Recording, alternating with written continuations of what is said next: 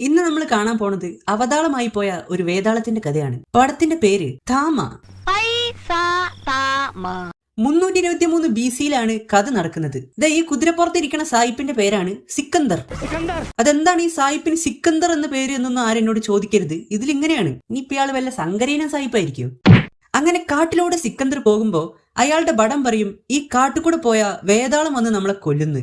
അങ്ങനെ ആരെയും പേടിക്കാതെ സിക്കന്ദർ മുന്നോട്ട് തന്നെ പോവാൻ തീരുമാനിക്കും. പക്ഷെ നീ വെക്കോ, ഞാനില്ല എന്ന ഭാവത്തില് അയാളുടെ കുതിര അവിടെ തന്നെ നിൽക്കാണ്.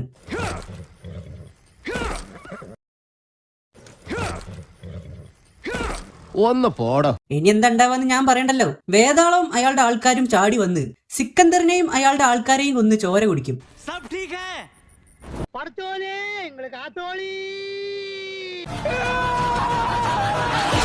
അപ്പൊ നമ്മുടെ പടത്തിന്റെ ടൈറ്റിൽ എഴുതി കാണിക്കും. കേൾക്കുമ്പോ തന്നെ കാറി തുപ്പം തോന്നുന്നു. ഇവനാണ് നമ്മുടെ നായകൻ അലോക്. വൈറലാവാൻ വേണ്ടി ഓരോ പൊട്ടത്തരങ്ങൾ കാണിച്ചു കൂട്ടലാണ് ഇവന്റെ ജോലി. മിക്ക ഹിന്ദി പടങ്ങളിലെയും നായകന്മാരെ പോലെ തന്നെ വീട്ടുകാർ കുറെ സമ്പാദിച്ചിട്ടുള്ളത് കൊണ്ട് ഇവന് പണിയെടുത്ത് തിന്നേണ്ട ഗതികേടൊന്നും ഇല്ല. അങ്ങനെ അലോക് കൂട്ടുകാരുടെ ഒപ്പം ഒരു ജംഗിൾ ട്രിപ്പിന് ഇറങ്ങിയതാണ്. ജംഗിൾ മോഡ് ഓണാക്കാൻ വേണ്ടി അലോക് ഒരു സെൽഫി എടുക്കുകയാണ്. അപ്പോഴതാ സെൽഫിയിൽ വേറെ ഒരാൾ എത്തി നോക്കുന്നു. ഒരു കരടി.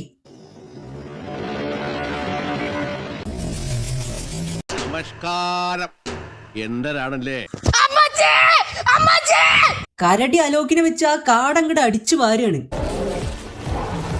അവിടെ നമ്മുടെ അലോകിനെ രക്ഷിക്കാൻ എത്തുകയാണ് നമ്മുടെ കഥാനായിക താടക.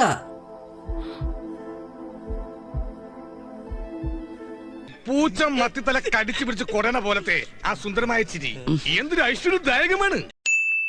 കാട്ടില് ജീവിക്കുന്ന താടക അങ്ങനെ അലോകിനെ എടുത്തുകൊണ്ട് വന്ന് ചികിത്സ ആരംഭിക്കുകയാണ്. ഈ ചികിത്സ കൊടുക്കാൻ മാത്രം ഇയാൾക്ക് കാര്യമായിട്ട് എന്തെങ്കിലും പറ്റിയിട്ടുണ്ടെന്ന് എനിക്ക് തോന്നുന്നില്ല.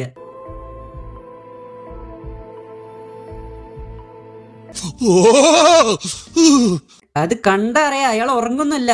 ആയിക്കോട്ടെ, അയാൾക്കും വേണ്ടേ ഇത്തിരി നേരം പോക്ക്. യോഗം. നിങ്ങളിപ്പോ ഞെട്ടിയോ? ഞെട്ടണം. അതിനു വേണ്ടിയാണ് ഇങ്ങനെ ഒരു സീൻ വെച്ചേക്കണത്. ഒരു ഞെട്ടിക്കൽ സീൻ. കരടിയുടെ കയ്യിൽ നിന്നും രക്ഷപ്പെട്ട അലോക് കാട്ടിൽ നിന്നും തിരിച്ചു പോകുന്നതിനെ പറ്റി ആലോചിക്കുന്നേ ഇല്ല. മൂപ്പര് പാട്ടുകൂത്തുമായിട്ട് അവിടെ തന്നെ കൂടി. എങ്ങനെ പോവാനാ?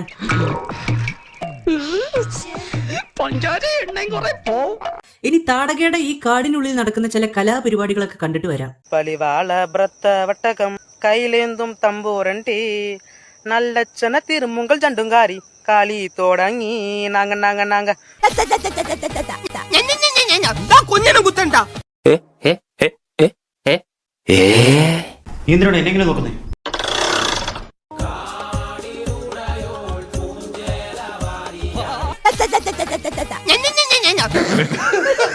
50 പൈസയുടെ മറ്റേ ഹാർട്ട് മിഠായി ഒക്കെ പിടിച്ചു നിൽക്കണ ഈ പ്രതിമയാണ് ഇവരുടെ ദൈവം.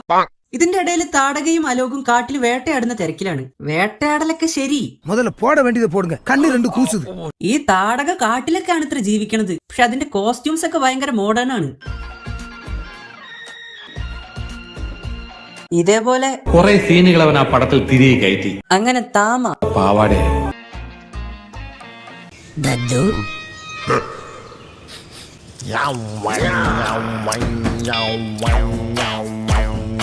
അല്ല അലോകെ, നീ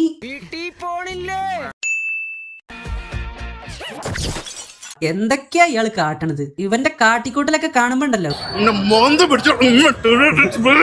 അങ്ങനെ ഇവന്റെ ശല്യം സഹിക്കാൻ പറ്റാതെ മറ്റേ പൂഞ്ചേല വാരി എറിഞ്ഞവനും അവന്റെ ആൾക്കാരും കൂടെ അലോകിനെ കൊല്ലാൻ തീരുമാനിക്കും. കാട്ടില് ജീവിക്കുന്ന ഇവരോടാണ് ഈ പൊട്ടൻ റീൽസ് കണ്ടിട്ടുണ്ടോന്നൊക്കെ ചോദിക്കണത്.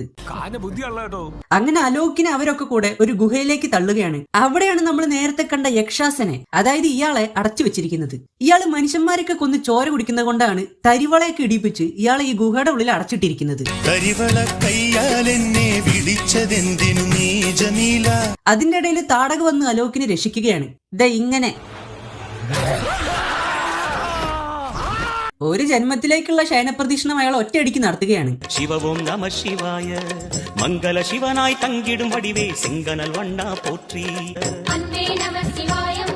കാട്ടിൽ നിന്നും അലോകും താടകയും നേരെ നാട്ടിലേക്ക്. മകൻ എന്താണ് പറ്റിയത് എന്നൊന്നും അന്വേഷിക്കാൻ മെനക്കെടാതെ അവന്റെ വീട്ടുകാര് അലോകിന്റെ അടിയന്തര പൂജ നടത്തുകയാണ്. അടിയന്തര പൂജയ്ക്ക് പറ്റിയ ഫോട്ടോ തന്നെ വെച്ചേക്കണത്. എന്താ കോമഡിയാണോ? செம காமெடி சார். நான் அப்படி போய் சிரிச்சிட்டு வந்துட்டுமா? അലോക് തിരിച്ചു വന്നത് കണ്ടിട്ട് അവന്റെ അച്ഛന് അത്രയ്ക്ക് അങ്ങോട്ട് സന്തോഷമൊന്നുമില്ല.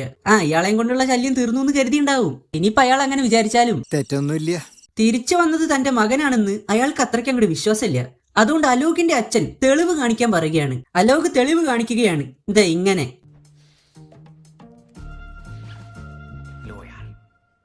അയ്യോ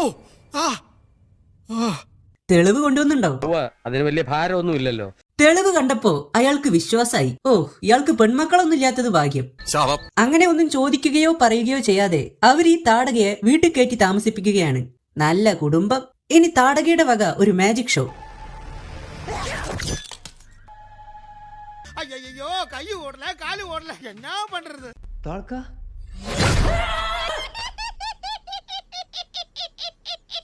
ഇത് ഉമ്മർത്താരോ കോളിംഗ് ബെല്ല് ഞെക്കിയതല്ലാട്ടോ. താടക ചിരിക്കുന്ന സൗണ്ടാണ്. അങ്ങനെ കട്ടിലിനടിയിൽ വെച്ച് താടകയും അലോകും കൂടെ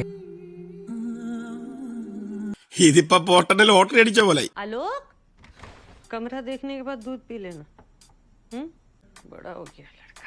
നിങ്ങൾ കൊള്ളാലോ തള്ളേ. 100 വർഷത്തിന് മുകളിലായി ഈ യക്ഷാസൻ തരിവളയും ഇട്ട് ഈ ഗുഹയിൽ കിടക്കുകയാണ്. ഇവിടുന്ന് പുറത്തേക്ക് ചാടി മനുഷ്യരുടെ ചോര കുടിക്കണം. അതാണ് ഇയാളുടെ ആഗ്രഹം. ഈ വേതാളങ്ങൾ ആരുടെങ്കിലും ചോര കുടിച്ചു കഴിഞ്ഞാൽ അവരൊക്കെ വേതാളായിട്ട് മാറും എന്നൊക്കെയാണ് ഈ പടത്തിൽ പറയണത്. അലോകിന്റെ വീട്ടിലെത്തിയ താടകയ്ക്ക് ചോറ് വേണ്ട, പട്ടീനെയും പൂച്ചേനൊക്കെയാണ് അവൾക്ക് തിന്നാൻ വേണ്ടത്. ഞങ്ങൾ ചോറല്ല, പട്ടീനെയും പൂച്ചേനൊക്കെയാണ് തിന്നണത്. താടകയും അലോകും കൂടെ ആറാടുകയാണ്. അതിനു വേണ്ടിയിട്ടൊരു പാട്ട്. ഇവളാള് കൊള്ളാമല്ലോ. അങ്ങനെ താടകയെ ഇഷ്ടമായ കുറച്ച് ചെക്കന്മാര് അലോകിനെ ചവിട്ടി കൂട്ടുകയാണ്. അവിടെ വെച്ച് താടകയുടെ ഒരു ഫൈറ്റ്.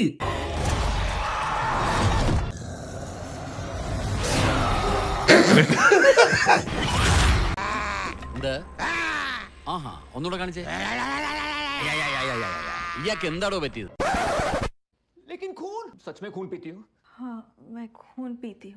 ഇത്രയും ദിവസം ഈ പെണ്ണിന്റെ പിന്നാലെ നടന്നിട്ട് ഇപ്പോഴാണ് ഇത് മനുഷ്യനല്ലാന്ന് ഈ പൊട്ടന് മനസ്സിലാവണത്. പോയി തൂങ്ങിച്ചാവ്. താടകയുടെ കാട്ടിക്കൂട്ടലൊക്കെ കണ്ടിട്ട് ഡൗട്ട് തോന്നിയ അലോകിന്റെ അച്ഛൻ സത്യം തെളിയിക്കാൻ വേണ്ടി ഏതോ ഒരു പോലീസുകാരനെയൊക്കെ വീട്ടിലേക്ക് വിളിച്ചോണ്ട് വരുന്നുണ്ട്.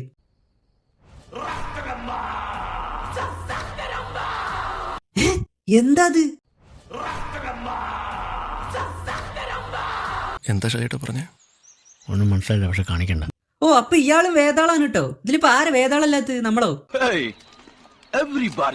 താടക ഇവിടെ നിന്ന് അലോകിന്റെ ജീവൻ അപകടത്തിലാവാൻ ചാൻസ് ഉണ്ട്. അതുകൊണ്ട് കാട്ടിലേക്ക് തന്നെ തിരിച്ചു പോവാൻ താടക തീരുമാനിക്കുകയാണ്.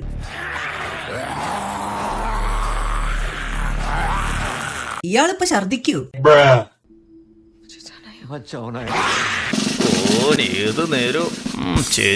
താടക കാട്ടിക്കോ മേട്ടിക്കോ എവിടേക്കാച്ച തിരിച്ചു പൊക്കോട്ടെ. പക്ഷെ ഈ ടൂണ് ഞാൻ എവിടെയോ കേട്ടിട്ടുണ്ടല്ലോ.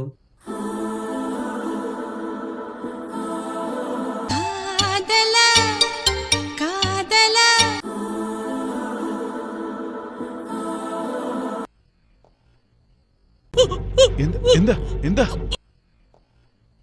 പറയേ? എന്താ ഒന്നും പറയാൻ പറ്റുന്നില്ല. അങ്ങനെ കാർ അപകടത്തിൽ അലോക് മരിച്ചു. പക്ഷെ മരിച്ചുപോയ അലോകിനെ തിരിച്ചു കൊണ്ടുവരാൻ വേണ്ടി താടക അവനെ കടിച്ച് അവളെ പോലെ വേതാളമാക്കി മാറ്റുകയാണ്. അതോടെ അലോകിനും സൂപ്പർ പവേഴ്സ് കിട്ടുകയാണ്. ഒന്ന് പോടോ. സൂപ്പർ പവേഴ്സ് ഒക്കെ കിട്ടിക്കഴിഞ്ഞാ പിന്നെന്താ? ട്രെയിനിങ് അത് നിർബന്ധ.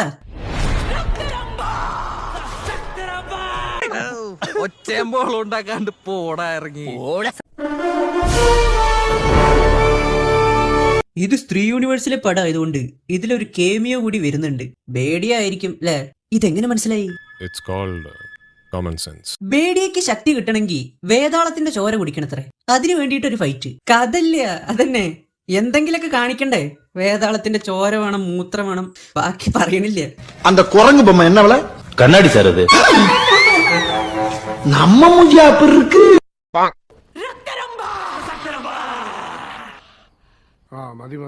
അങ്ങനെ നമ്മൾ കഥയുടെ അവസാനത്തിലേക്ക് വന്നിരിക്കുകയാണ്.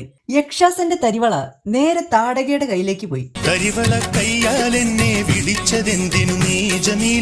ഇനി climax fight. A few moments later. I love you. എനിക്ക് മൈലി വിലയിലൂടെ നീ തരുന്നത്, മൈലി വില. അന്തസ്സുണ്ടല്ലോ മനുഷ്യന്. നേരത്തെ ചത്ത അലോക് ഒന്നുകൂടി ചാവാണ്. അവിടെ ഒരു ഞെട്ടിക്കൽ ടിസ്റ്റ്.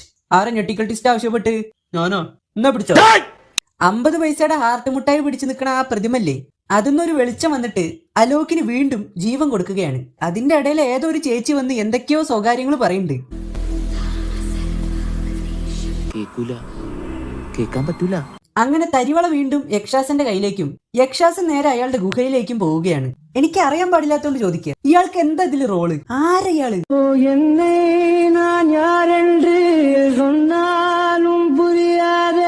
ഇനി നമ്മുടെ വേതാളമായ അലോകിന്റെ ശക്തി കൂടണമെങ്കിൽ ബേഡിയുടെ രക്തം കുടിക്കണത്രേ. എന്റെ അഭിപ്രായത്തിൽ ഇത് സിനിമയല്ല, ഇതൊക്കെ ഒരു നാടകമാക്കിയിട്ട് എടുത്താൽ മതി. അതാവുമ്പോ നമുക്ക് അവിടെ പോയിട്ട് നേരിട്ട് കല്ലെറിയാലോ. ഓരോ പടങ്ങൾ ഇറക്കിയേക്ക. ബേഡിയ, താമ, ആമ. നിന്റെ താമ ശരിയല്ലേ? ബേഡിയല്ല, പേടിയാവാണ് ചെയ്യണ്. ഇങ്ങനത്തെ സിനിമയൊക്കെ കാണുമ്പോ കയ്യിൽ നിന്ന് പൈസ പോവോന്ന്. വേണ്ട. പലിവാള ബ്രത്ത വട്ടകം കയ്യിലേന്തും തമ്പൂരൻ ടീ